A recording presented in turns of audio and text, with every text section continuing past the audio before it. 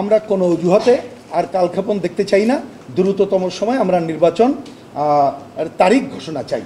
আর স্থানীয় নির্বাচনের জন্য যে কথাটা একটু আগে বললাম, এটা সংস্কার করে শক্তিশালী করা আমাদের দরকার, কিন্তু এখন এইটা খুব উপযুক্ত সময় না এই নির্বাচনের। সুতরাং জাতীয় সংসদ নির্বাচনই করতে হবে, দেশে একটা সুষ্ঠু গ্রহণযোগ্য নির্বাচন হবে এবং নির্বাচিত প্রতিনিধিরাই আগামী দিনে এই গণঅভ্যুত্থানের মধ্য দিয়ে যে যাত্রা, আমাদের গণতন্ত্র অভিমুখে যে যাত্রা শুরু হয়েছে, এই যাত্রা আমাদের চলতে থাকবে। বলেন না পয়েন্ট।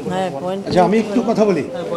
প্রথম কথা, আমরা যে প্রধান নির্বাচন কমিশনার সহ কমিশনারবৃন্দের সাথে কথা বললাম, বলে আমরা অন্ততপক্ষে আশ্বস্ত হয়েছি এই নির্বাচন কমিশন জাতীয় সংসদ নির্বাচনের জন্য প্রস্তুত। সুতরাং আমাদের প্রধান বক্তব্য, সরকার আর কালক্ষেপণ না করে, কোন নির্বাচন আগে পিছিয়ে এই বিতর্ক না করে দ্রুততম সময়ে তাদেরকে জাতীয় সংসদ নির্বাচন অনুষ্ঠানের কথা বলবেন। সেই কথা আমরা ওইখানেও পুনর্ব্যক্ত করছি, এখানেও এটা করছি। আমাদের দ্বিতীয় বক্তব্য হলো, আমাদের এই যে বর্তমান সরকার, কদিন আগে তারা বললেন তাদের প্রথম ইনিংস তারা নাকি শেষ করেছেন। তার মানে ওনাদের হিসাবে 6 মাসে এক ইনিংস। এই ইনিংসে আমরা দেখি যে মানুষের অন্ততপক্ষে মানুষের জীবনে স্বস্তি দিতে পারে নাই, মানুষকে মর্যাদা দিতে পারে নাই, এমনকি ভয়ের যে অবস্থা তার থেকেও মুক্ত করতে পারে নাই।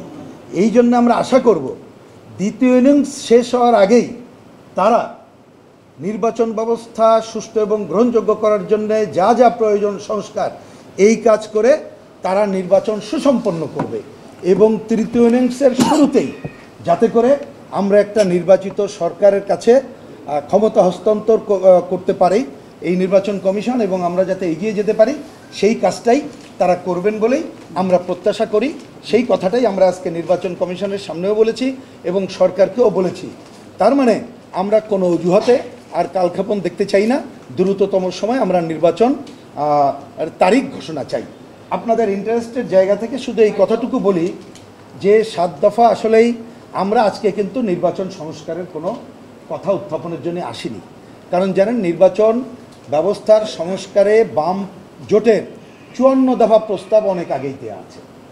আজকে সেটা আমাদের এজেন্ডার না বলে আমরা আলোচনায় আসি নাই, কিন্তু আমরা প্রধানত কয়েকটি বিষয় বলেছি। সেটা একটা বলতে পারি, সেটা হচ্ছে নির্বাচনের যাতে সবাই সমসুযোগ পায়, তার জন্যে পুরো এই যে যেমন জামানতের টাকা এগুলো একেবারে কমায় নিয়ে আসতে হবে, নাম কস্ত করতে হবে অথবা বাতিল করতে হবে।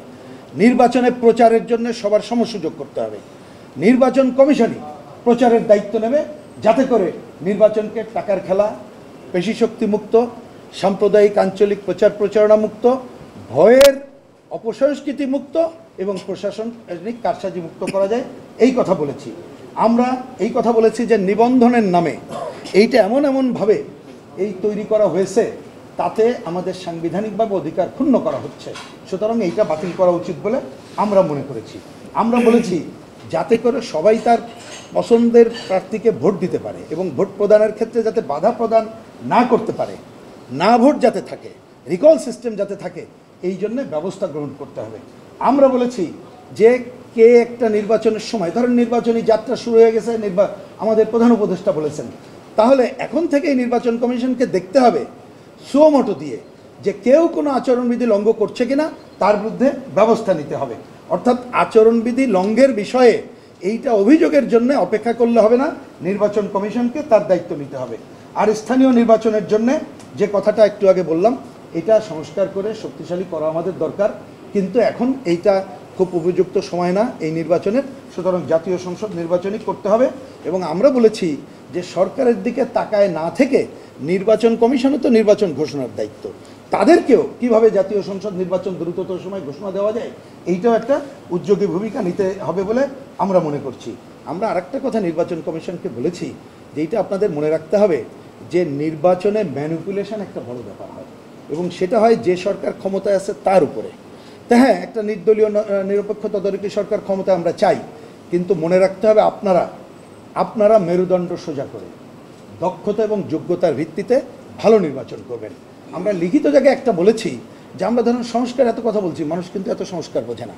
মানুষ বোঝে নির্বাচন কমিশন যদি সে কারোর প্রতি নির্দেশিত না হয়ে কাজ না করে, সে যদি মেরুদণ্ড সোজা হয়ে ঠিক মতো কাজ করে তাহলে নির্বাচন ভালো হয়। আমরা বলেছি এটা আপনাদের মনে রাখতে হবে সুতরাং সেইটা বিবেচনা করে আপনারা দায়িত্ব পালন করবেন। আমার শেষ বক্তব্য হচ্ছে, নির্বাচন কমিশনের সাথে কথা বলে আমরা কতগুলো বিষয় আমরা একটু তারা নিশ্চিত করেছেন, তারা সুমোটো করবেন, তারা মেরুদণ্ড সোজা করে কাজ করবেন, তারা নির্বাচনের জন্য প্রস্তুত আছেন। সরকার যখনই সিদ্ধান্ত দেবে, কারণ এটা বলেছে যেহেতু আপনারা ঐক্যমত্য প্রতিষ্ঠার কাজ করছেন, সুতরাং বললেই আমরা প্রস্তুত হয়ে আছি। আমরা প্রত্যাশা করব এই নির্বাচন কমিশন তাদের অধীনেই দেশে একটা সুষ্ঠু গ্রহণযোগ্য নির্বাচন হবে এবং নির্বাচিত প্রতিনিধিরাই আগামী দিনে এই গণঅভ্যুত্থানের মধ্য দিয়ে যে যাত্রা, আমাদের গণতন্ত্র অভিমুখে যে যাত্রা শুরু হয়েছে, এই যাত্রা আমাদের চলতে থাকবে।